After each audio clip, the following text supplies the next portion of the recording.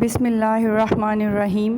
السلام علیکم بچوں، آج ہم سبق نمبر 8 پڑھیں گے اور ہمارا عنوان ہے پرانا کوٹ۔ پرانا کوٹ کے شاعر کا نام سید محمد جعفری ہے۔ سید محمد جعفری نے اس نظم میں بہت خوبصورت انداز میں اور مزاحیہ شاعری میں انہوں نے ایک بہت خوبصورت پیغام دیا ہے کہ پرانی چیزیں حالانکہ ہماری نظر میں اتنی حیثیت نہیں رکھتی، لیکن ان کی قدر بہت زیادہ ہوتی ہے، ان کی ویلیو بہت زیادہ ہوتی ہے، اور ایک خوبصورت اور مزاحیہ ہلکے پھلکے مزاحیہ انداز میں مزاحیہ شاعری میں انہوں نے انسانی اور معاشرتی ناہمواریوں پر براہ راست تنقید کرنے کی بجائے بالواسطہ تنقید کی ہے۔ سب سے پہلے ہم لوگ اس کے مشکل الفاظ کے معنی دیکھیں گے، جیسا کہ پہلا لفظ ہے غنیمت۔ غنیمت کا مطلب ہے کافی ہونا، اور دوسرا لفظ ہے خستہ۔ خستہ کا معنی ہے بدحال۔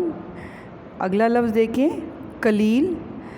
قلیل کا مطلب ہے تھوڑا ہونا، کم ہونا، بہت کم مقدار میں ہونا۔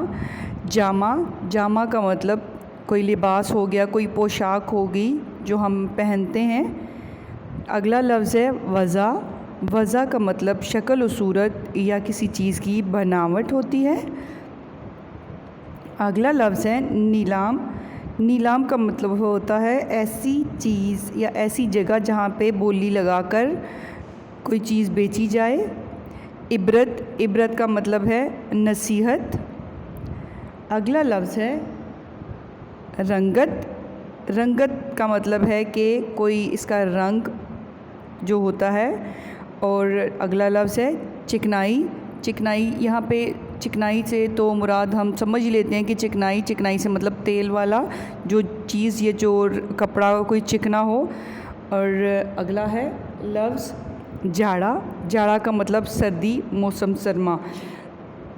ہم لوگوں نے اس کے مشکل الفاظ کے معنی دیکھے ہیں آج، اور ہم لوگوں نے اس کے شاعر کا نام ہمیں پتہ ہے سید محمد جعفری نے اس کو بہت خوبصورت انداز میں مزاحیہ انداز میں بیان کیا ہے۔